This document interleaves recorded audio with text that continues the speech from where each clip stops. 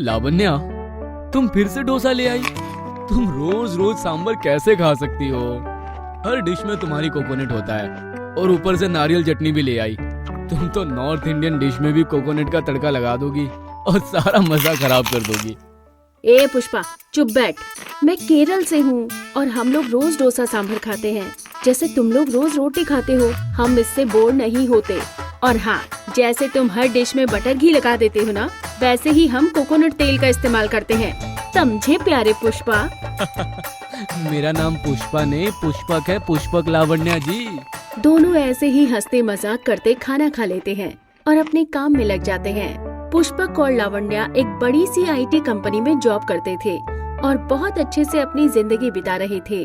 पुष्पक के घर पे खाना कुक बनाता था और लावण्या अपने हाथों से खाना बनाकर लाती थी। बाय लावण्या, कल मिलते हैं और कोकोनट से परहेज करना। दफा हो जाओ पुष्पा। बाय, कल मिलते हैं। पुष्पक और उसके दोस्त अपना गांव छोड़कर शहर में जॉब करते थे और किसी को भी खाना बनाना नहीं आता था। पुष्पक के घर पर कुक लगा था जो उसका और उसके दोस्तों का खाना बनाने रोज आता था और सब लड़के उसी का बनाया खाना अपने टिफिन में लेकर ऑफिस जाते थे। उनका कुक शशि नेपाल से था और नेपाली कुक के हाथों में तो वैसे ही जादू होता है। कुकिंग के नाम पर इन 4 लड़कों को कुछ समझ नहीं आता था, एक मैगी को छोड़कर। पुष्पक और उसके 4 दोस्त नॉर्थ इंडिया से थे। भैया, आज बढ़िया सा कढ़ाई पनीर बनाओ। बड़े दिन हो गए कुछ तड़कता भड़कता खाए हुए। साथ में हरी चटनी भी बनाना भैया। नान लगा दोगे तब तो पूरी आग लग जाएगी, मजा आ जाएगा। राहुल, तू धनिया तो लेकर आया नहीं। शशि भैया किसकी चटनी बनाएंगे, तेरी? मैं ही क्यों लाऊं हर बार?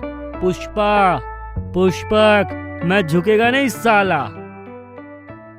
आओ भैया जी, हम गांव जा रहे हैं नेपाल। 2 हफ्ते में लौटेंगे। आपको कुछ दिन बाहर का खाना खाना होगा, पर मेरा जाना जरूरी है। हमारे गांव में कोई बीमारी फैली है, इसलिए मुझे जाना होगा। माफ करना साहब जी। अरे भैया, हमारा खाना, आपके हाथ का खाना बहुत मिस करेंगे। पर खैर, आप जाओ, आपको भी घर वालों को मिलने जाना है। आप जाओ, आराम से हम मैनेज कर लेंगे। ये लो अपना एडवांस। घर जाके अपने परिवार के साथ अच्छा समय बिताना और पशुपतिनाथ को हमारा प्रणाम भी बोलना। जी जी जी भैया जी, जरूर जरूर। ओके ओके भैया जी। अगले दिन लंच टाइम पर हर रोज की तरह लावण्या और पुष्पक खाने पर मिलते हैं। लावण्या अपना डोसा निकालती है और पुष्पक मैगी से भरा डब्बा निकालता है। अरे पुष्पा, आज शशि भैया नहीं आए क्या? तुम मैगी क्यों खा रहा है? ये अच्छी नहीं है सेहत के लिए।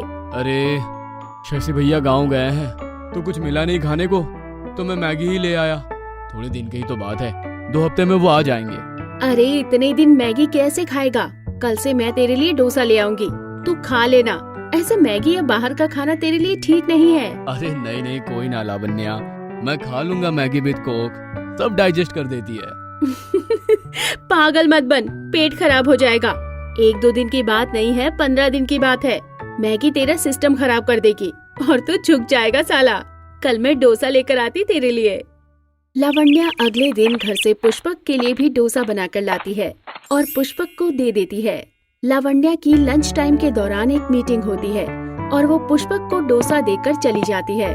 पुष्पक फिर से घर से मैगी बनाकर लाया था, पर लावण्या उसे डोसा खाने को बोलती है। उसने लावण्या से डोसा ले तो लिया, पर मैगी उसे टेस्टी लगती थी और उसने वही खा ली और डोसा फेंकने बाहर चला गया। पुष्पक डोसा लेकर ऑफिस से बाहर गया और डोसा ऑफिस के बाहर बैठी एक अम्मा को दे दिया, जो डोसा देखकर बहुत खुश होती है। अम्मा के चेहरे पर एक अलग ही रौनक आ जाती है और वो खुश होकर आशीर्वाद देती है, पर बोलती कुछ नहीं, बस मुस्कुरा देती है। पुष्पक को उसे डोसा देकर काफी अच्छा लगता है। अगले दिन भी पुष्पक मैगी लेकर आता है और लावण्या उसके लिए डोसा। दोनों फिर से अलग अलग टाइम पर खाते हैं और पुष्पक मैगी खा लेता है और फिर से वो डोसा ले जाकर बाहर अम्मा को दे आता है। अम्मा हर दिन पहले से ज्यादा तंदुरुस्त और खुश नजर आने लगती है, जिसे देखकर पुष्पक भी मन ही मन बहुत खुश हो जाता है। ऐसे ही 7 दिन बीत जाते हैं और पुष्पक का पेट खराब रहने लग जाता है। यार, ये रोज रोज मैगी खा के मेरा तो पेट खराब हो गया है। मैं अब और नहीं खा सकता। तू लाइट खाना खा, जैसे चावल, दाल, डोसा। डोसा तो मैं रोज फेंक कर आता हूँ। क्यों? तुझे अच्छा लगे या ना लगे, पर तेरे लिए इस टाइम बेस्ट है डोसा। मैं तो अपने ऑफिस में रोज डोसा ही खाता हूँ। एक तो हेल्दी है और ऊपर से जल्दी पच भी जाता है। मैं वो खाकर ज्यादा एक्टिव महसूस करता हूँ। राहुल बोल तो सही रहा है, पर अम्मा के चेहरे की खुशी देखकर मन खुश हो जाता है। अगर कल मैं डोसा खा गया तो अम्मा क्या खाएगी? उसके चेहरे की खुशी तो मिस हो जाएगी। पुष्पक लावण्या को कॉल लगाता है। यार लावण्या, कल प्लीज मेरे लिए 2 डोसा लेकर आना। मेरा एक से पेट नहीं भरता, इतना टेस्टी भी होता है। हाँ पुष्पक, क्यों नहीं, तू चाहे तो 3 ले आऊंगी मैं। Don't worry, see you tomorrow. Thanks Lavanya, thanks a lot. अगले दिन लावण्या पुष्पक को 2 डोसा देकर मीटिंग में चली जाती है और पुष्पक 1 डोसा खा लेता है और दूसरा ऑफिस के बाहर बैठी अम्मा को दे आता है। अम्मा बहुत खुश होती है और उसे मलयालम में आशीर्वाद देती है।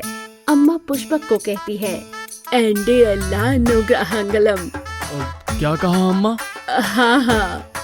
पुष्पक अम्मा की बात समझ नहीं पाता, पर उसके भाव समझ जाता है कि अम्मा बहुत खुश है और उसे आशीर्वाद दे रही है। और ऑफिस में जाकर वो लावण्या से कहता है कि अम्मा ने एंडे अल्लाह अनुग्रहांगलम बोला। अरे पुष्पक, अम्मा मलयालम में तुम्हें आशीर्वाद दे रही थी और इसका मतलब है बहुत सारा आशीर्वाद। ओह अच्छा, मैं समझा।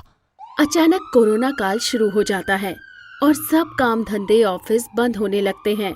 हर और हाहाकार मच जाता है और लावण्या और पुष्पक की जॉब भी चली जाती है। लावण्या केरल चली जाती है और पुष्पक अपने गांव पंजाब चला जाता है। घर में पैसे की किल्लत को देखते हुए पुष्पक के माँ बाप उसे कोई काम ढूंढने को कहते हैं। बेटा, पिताजी तो बीमार है और इस टाइम उनका बाहर जाना भी सही नहीं है। तू ही कोई नौकरी ढूंढ, कोई काम धंधा जिससे घर चलता रहे। अब तो धीरे धीरे सब पैसे खत्म हो रहे हैं और बिना पैसे के कैसे गुजारा होगा। पुष्पक की माँ, तुम बेटे को कुछ मत कहो। मैं जा रहा हूँ ना कुछ काम देखने आज। बच्चे को कुछ मत कहो। नहीं पिताजी, आपको कहीं जाने की जरूरत नहीं, मैं कुछ देखता हूँ। पुष्पक लैपटॉप पर देखता है कि इस मुश्किल काल में लोग खाना तो खा ही रहे हैं, क्यों ना खाने का ही बिजनेस शुरू किया जाए। पर पुष्पक को तो कुछ बनाना ही नहीं आता था, मैगी के अलावा। ऐसे ही परेशान होते हुए वो भगवान से प्रार्थना करके सो जाता है। पुष्पक को सपने में वही अम्मा दिखती है जिसे पुष्पक लावण्या का बनाया डोसा खिला दिया करता था। उठो बेटा पुष्पा, पुष्पक बेटा, तुम डोसा बना सकते हो। मैं सिखाऊंगी डोसा कैसे बनाते हैं। अम्मा, मुझे तो कुछ नहीं बनाना आता। मैं कैसे बनाऊंगा डोसा? कैसे अपने परिवार की मदद करूंगा? तुम बस अपने माँ बाप का आशीर्वाद लेकर कल से ही अपनी दुकान लगा लेना, बाकी ऊपर वाला संभाल लेगा। अम्मा पुष्पक को आशीर्वाद देती है और पुष्पक का सपना टूट जाता है, पर वो अम्मा की बात पर पूरा विश्वास रखकर उसी टाइम अपनी दुकान के लिए सामान इकट्ठा करना शुरू कर देता है। वो लावण्या को फोन मिलाकर सारे सामान की लिस्ट बना लेता है और बाजार से सुबह सुबह ले भी आता है। अगले दिन पुष्पक माँ बाप के पैर छूकर आशीर्वाद लेता है और डोसा का ठेला लगा लेता है। जैसे ही वो सब सामान को हाथ लगाता है, उसी समय उस सामान से डोसा सांभर बनने लग जाता है। वो सबसे पहले डोसा सांभर अपने माँ पिताजी को देता है और साथ ही भगवान को भी भोग लगाता है। उसके तवे पर बढ़िया डोसे बनने शुरू हो जाते हैं। वो और उसके घर वाले देखकर हैरान हो जाते हैं कि पुष्पक कैसे इतने अच्छे डोसा बना पा रहा है, जो मैगी में भी पानी कम ज्यादा डाल देता था। पुष्पक के डोसे की महक जैसे हर ओर फैल जाती है और लोग खिंचे चले आते हैं उसके ठेले पर डोसा खाने। अरे पुष्पक, इतना सा था जब हमारे से चॉकलेट खाता था और आज तू डोसा बनाकर हमें खिला रहा है। वाह बेटा वाह, ला एक डोसा दे मुझे। जी अंकल। अरे वाह, ये तो जैसे जादुई डोसा है। क्या महक, क्या स्वाद, ऐसा लग रहा है जैसे साउथ इंडिया में बैठकर ही खा रहा हूँ। अरे पुष्पक, 2 डोसे देना। अभी अभी पुलिस के डंडे खाकर आया हूँ। बीबी ने भेज दिया था डोसा लाने को। अच्छा किया तूने घर के पास ही दुकान खोल ली, बढ़िया किया। सब लोग डोसा खाकर खुश हो जाते हैं और स्वाद ऐसा कि लोग उंगलियां तक खा जाए।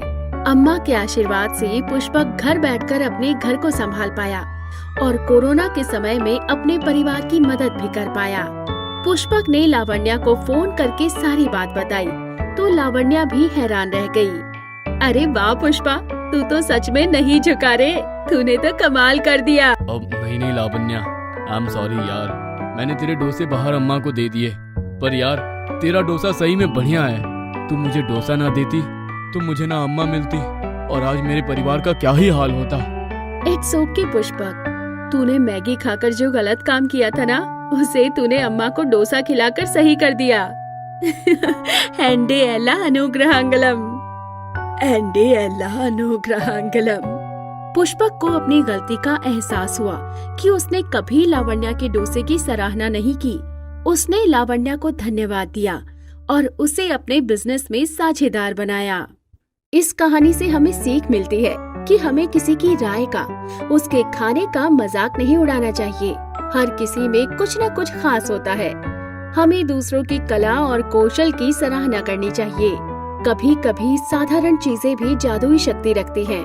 बस हमें उन्हें पहचानने की जरूरत होती है।